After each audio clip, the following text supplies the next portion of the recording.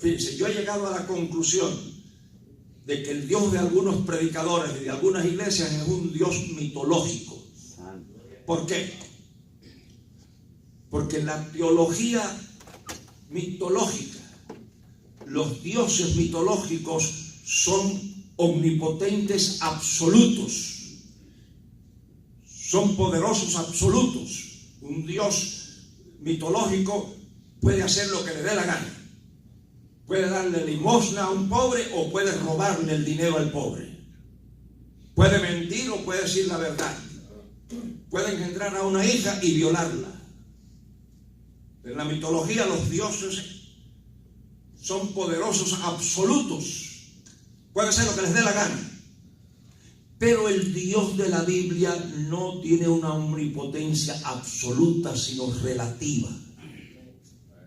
¿Por qué?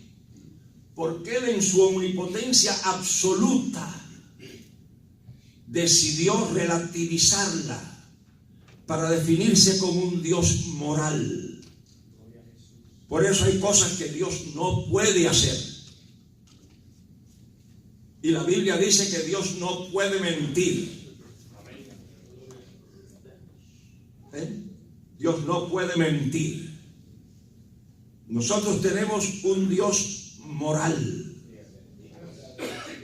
Y yo soy de la opinión de que algunos predicadores, por lo que dicen, y algunas iglesias por lo que hacen, tienen un Dios mitológico. Cuando usted dice, el pan nuestro de cada día, dámelo hoy.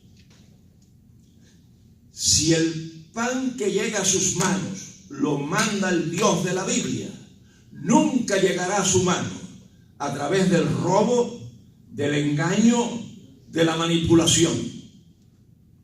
Por eso cuando usted dice, vamos a recoger la ofrenda y ponga un peso en el cesto y Dios se lo va a multiplicar por 20, no hay banco que dé ese interés. Usted está manipulando a la gente. Y cuando uno da un peso en la ofrenda, no lo pone para multiplicarlo por 20.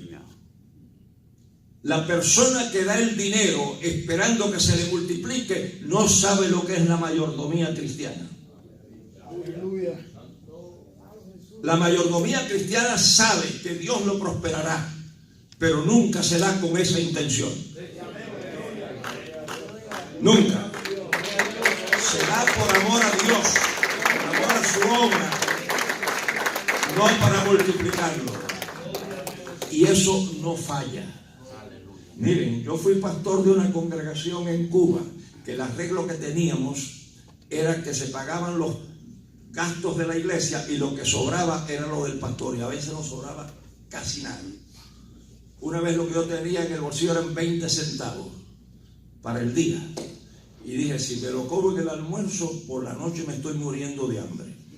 Y si lo dejo para comerlo por la noche, a lo mejor no llego allá. Entonces lo puse a las 3 de la tarde para bajar la comida y subir un poquito el almuerzo. Y cuando voy a la plaza del mercado a comprar un sándwich en pan con lechón de 20 centavos, 20 kilos, voy a ser los cubanos, lo que quedaba allí nada más era pellejo y grasa, pues lo que me disparé fue una bomba de nitrón, muchachos, por poco me muero. Anda. Entonces, siendo pastor de esa iglesia, yo fui a otra ciudad donde había una reunión de todas las iglesias del centro del país, de la denominación a la que yo pertenecía. Y era un templo grande. Luego yo fui pastor de esa congregación por un tiempo. Pero ahí voy y había un americano que habían invitado para que fuera el predicador que había llegado de Estados Unidos. Entonces vamos ahora a tomar una ofrenda para dársela al americano que ha venido a predicarnos. Y yo me dije para mis adentros, ese hombre viene donde hay mucho dinero y yo estoy aquí muriéndome de hambre. Habla. Yo no le voy a dar ofrenda a ese hombre. Yo tenía en el bolsillo 1.40, un peso y 40 centavos, que el dólar y el peso cubano valía lo mismo. Entonces cuando se van acercando a la gente de la ofrenda, empiezo yo a luchar. Padre, aleluya. Si él está en medio de mí. Y cuando se acercaba, digo, bueno, le voy a dar los 40 centavos, me voy a quedar con el peso. Y por lo menos Ya cuando pasaron por el frente, muchachos, le di el peso y los 40 centavos. Y me quedé, como decimos nosotros, pelado. Por mi mente no pasó que yo estaba sembrando ni nada. Por mi mente pasó que no tenía 1 kilo, que iba a pasar hambre, no tenía que comer. Cuando regreso a mi pueblo y me encuentro con la tesorera, me dice: Gerardo, este mes te salvaste. Digo: ¿qué pasó, Amparo? ¿Qué pasó? Me dice: mira, aquí hay un hermano que viene todos los años, tú no lo conoces, pero cuando se acaba la zafra, él trae siempre una ofrenda. Y fíjate que este mes han sobrado 70 pesos. Y como que el arreglo es que lo que sobra es tuyo, aquí tienes 70 pesos. A mí no hay que me quite de la mente que esos 70 pesos fueron el 1.40. Pero yo no di el 1.40 para convertirlo en 70.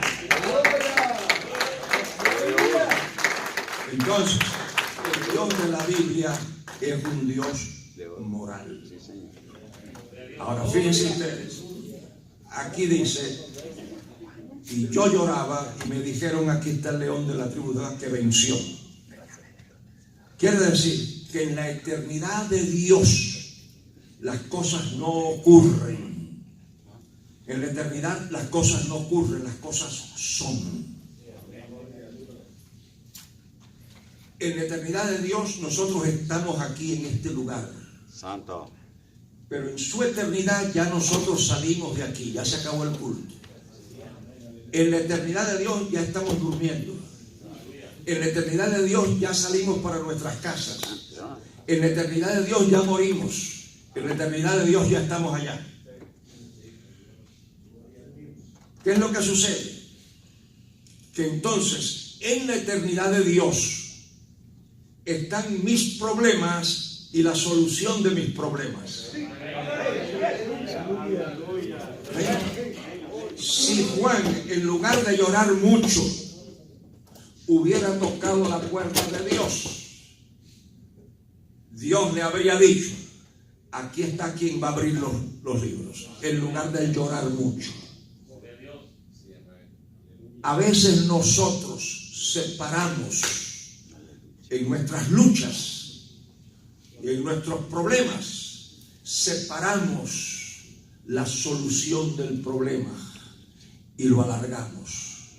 Déjenme darles un ejemplo.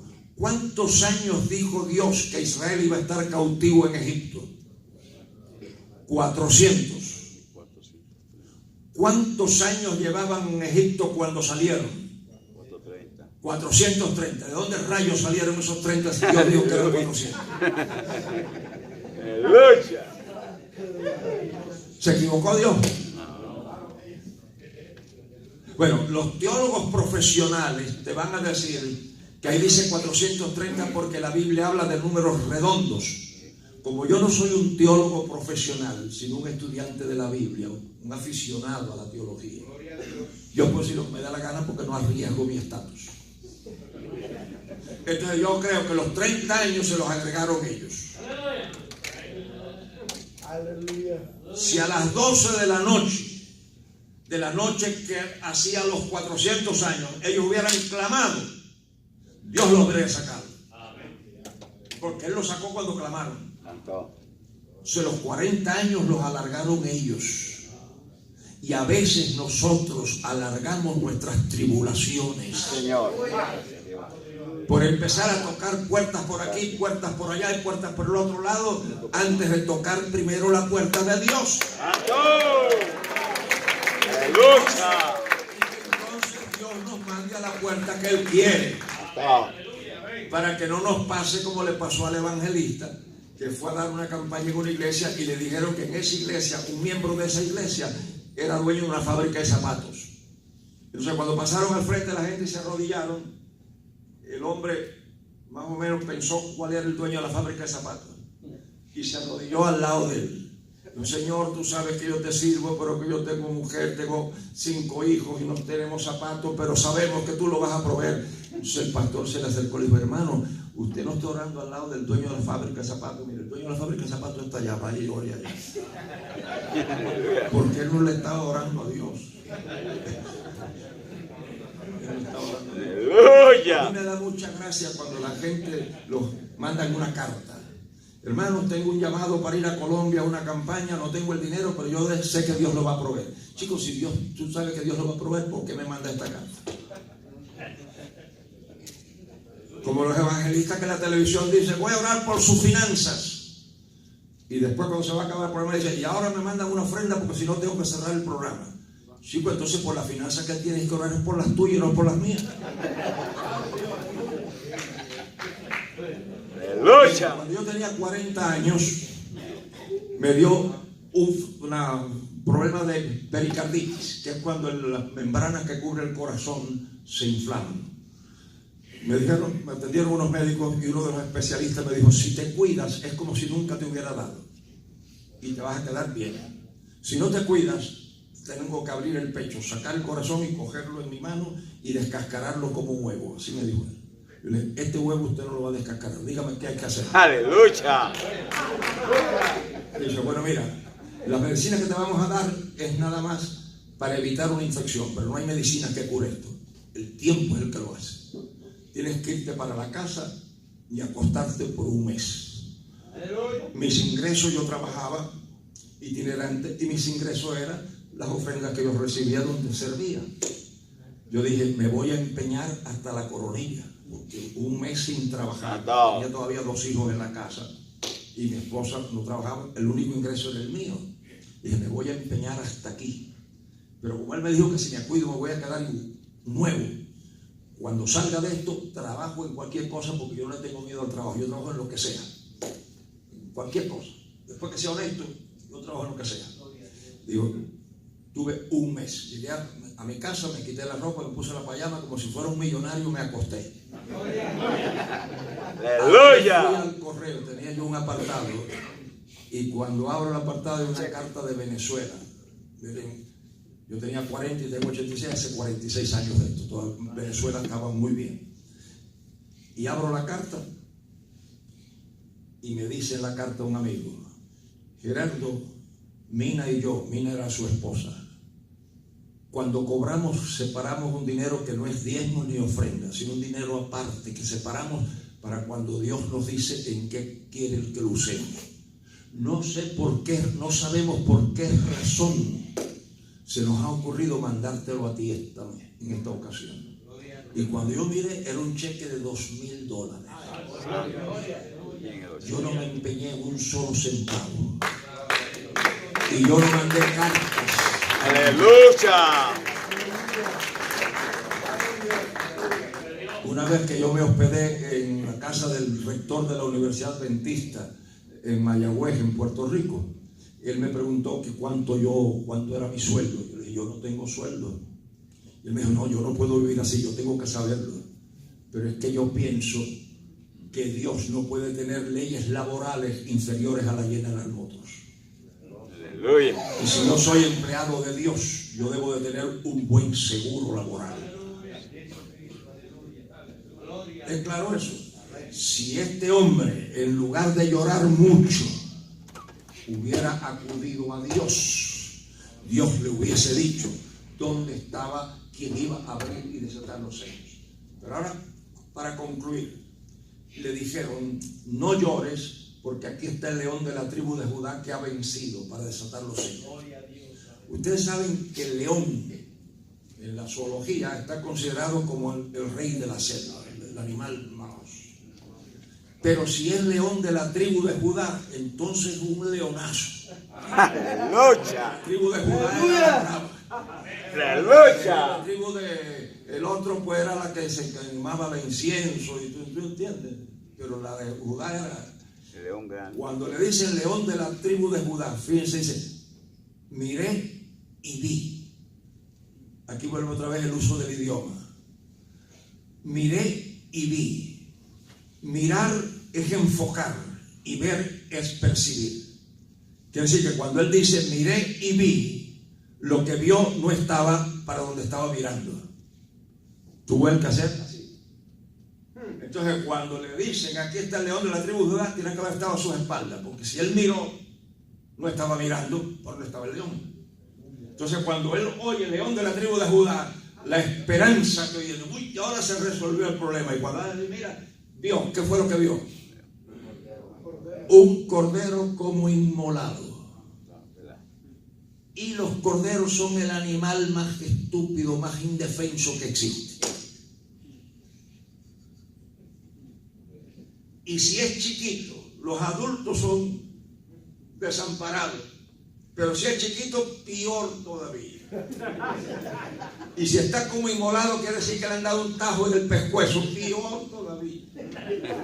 Entonces le hablan de un león de la tribu de Judá. Y cuando él se mira en esa esperanza, ve un corderito como inmolado. Fue como subir y venir, pero precipitado para abajo. Eso es crueldad mental y Dios no hace esas cosas. Gracias, Dios. Allí no había ni un corderito ni un león. Esas son imágenes retóricas, símbolos. Quien estaba en los dos lados era Jesucristo. ¿Pero en qué forma? En la cruz del Calvario va como un cordero inmolado. Y la entrega de ese cordero inmolado se convierte en la fuerza de un león que puede salvar la humanidad. ¡Santo! Eso dice. Y ahora volvemos a lo que yo les dije de prepararse bien y educarse bien. La educación, un riesgo que tiene es que la persona se crea que se lo sabe todo. ¡Ay! Pero el que cree que se lo sabe todo no está educado. Aquí no hay de eso. Porque el que más sabe es el que sabe que no sabe nada. ¡Aleluya! Entonces lo que Dios está diciendo es esto. Para la obra que yo quiero que ustedes hagan, no pueden venir como leones. Santo. Porque si vienen como leones, van a hacer la obra de corderitos inmolados. Santo. Amén. Pero si ustedes vienen como corderitos inmolados y se ponen en mis manos, Santo Dios. yo los voy a convertir en leones. Gloria a Dios. Entonces uno viene al altar con lo que uno tiene y le dice a Dios, esto es lo mejor que yo tengo para ofrecer. Y cuando ese corderito se pone en las manos de Dios, de ese altar sale una obra, un trabajo y un servicio que solo lo puede hacer un león de la tribu de Dios. Gloria a Dios. Aleluya. Que Dios nos ayude a prepararnos, estudiar, manejar bien la Biblia, pero después que consigamos las herramientas, decirle, Señor, ahora creo que te puedo servir mejor. Aquí están todas estas cosas. Es claro, porque hay gente que sin prepararse, usted se prepara lo mejor que puede. Y cuando se prepare lo mejor que pueda, se lo entrega a Dios y Dios se va a encargar de eso. Gracias. Y para consuelos, la Biblia nos dice que después que hayamos hecho todas las cosas, siervos inútiles somos. Amén. ¡Aleluya! Santo Dios. Así que los que están esperando otro premio están jugando al escondido. Aleluya. Muy bien, sí. Un momentito. Yo olvidé decirles al principio, y ahora a lo mejor ya es muy tarde, que si tenían preguntas de lo que habíamos tratado esta mañana y las querían hacer. ¿Usted levantó su mano? Sí, dígame. Solo para preguntarle que usted dijo que ¿Cómo? usted nos iba a decir de unos libros. Nos iba a recomendar unos libros para leer. No te oigo. Le iba a recomendar unos libros para leer. Para estudiar. Sí, Leo la si Biblia. ustedes quieren, yo les doy mi correo y yo chequeo biblioteca y les puedo recomendar. Okay. Y yo les puedo dar mi correo. Yo atiendo a personas por Skype, personas que quieren saber ciertas cosas. Si yo no las tengo en la mente, pues yo busco en la biblioteca y busco la información y se las doy. En lo que yo les pueda servir, con Gloria a muchísimo gusto. Ustedes yo les doy mi correo o mi teléfono y hay personas a las que yo les doy clases que están unos por aquí, otros por allá, y con mucho gusto yo lo hago. El Señor me los bendiga ricamente. Si hay alguna cosa que quieren decir. Aleluya, gloria a Dios. Cuando usted hacía la relación de la omnipresencia de Dios, señaló que en algunas partes pues no podría estar y que él a la vez se decía de que él es verdad y señaló de que él no podía mentir. En eso me gustaría que me aclare. Sí, Dios no puede, la Biblia dice que Dios no puede mentir porque Dios es un Dios moral. A diferencia de los dioses mitológicos, que son inmorales. O sea, Dios nunca jugará con nosotros. Lo que Dios nos promete, Dios lo cumple. Dios nunca mentirá. Y Dios nunca cambiará de idea. O sea, es un Dios moral. Y por ser un Dios moral, no hace cosas inmorales. No miente, no engaña, no manipula a la gente. Por ejemplo, en el ayuno yo encuentro que hay un problema con algunas personas, que es como si el ayuno fuera un elemento de manipulación o sea, voy a dejar de comer esto para que tú me hagas esto. O sea, un Dios. Por ejemplo, a mí me gusta el jamón pata negra español. Es carísimo, es riquísimo. Y a mí me gusta. Y un Dios que me diga a mí, si dejas de comer ese jamón, yo te sano, no quiero que me sane. Aleluya. Porque tener que me prive de un placer legítimo para hacerme un favor, no me lo haga. Ese no puede ser el Dios de la Biblia. Santo. Entonces el ayuno no es, y en algunas iglesias le llaman sacrificio. No, el ayuno no es un sacrificio que uno hace para conmover a Dios. El ayuno, como debe hacerse, es sencillamente necesitas una orientación de Dios, necesitas algo, y entonces quieres estar un día no ocupado en comer, en trabajar, porque hay gente que ayunan en el trabajo. No, el ayuno es para estar retirado en un lugar en contemplación y en servir a Dios. No es un intercambio de que paso hambre para que me ayudes. Aleluya. No. No pasa nada. Sí. Esta mañana usted habló acerca de Abraham, que se justificaba porque no había ley cuando él tenía, tuvo 3 mujeres, parece. ¿Habrá alguna justificación para la mujer, ya que ya estaba en el tiempo de la ley? No, sí. En ese tiempo, mire, una cosa que es interesante ustedes en la Biblia hay una moral en desarrollo. O sea, hay ciertas cosas que van a encontrar ustedes que no son las cosas que serían adecuadas. Además, mira cómo fue que terminó Salomón. Pero el tener muchas mujeres en aquel tiempo era como tener mucho dinero hoy en el banco. Habían hombres que no se acostaban con esas mujeres. O sea, no hay un hombre que se pueda acostar con reyes que tenían miles de mujeres. ¿Cómo se podían acostar con tantas mujeres el hombre? Entonces, era lujo, como tener obras de arte, pero no tenían relación sexual con muchas de esas mujeres.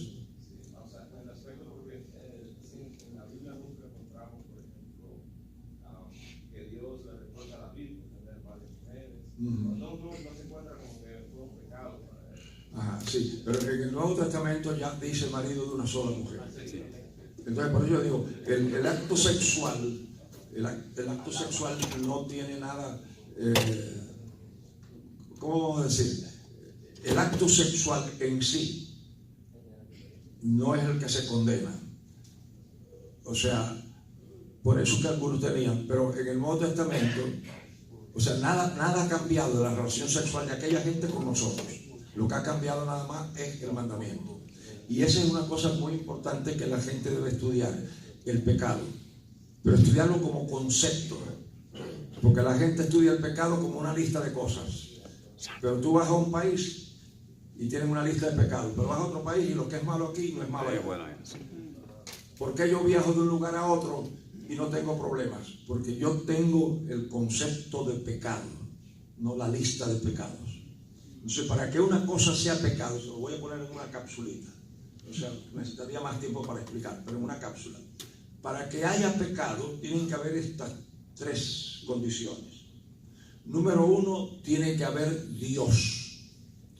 Porque el pecado es un concepto teológico. El pecado no existe en ninguna otra disciplina que tiene que ver con el control de la conducta.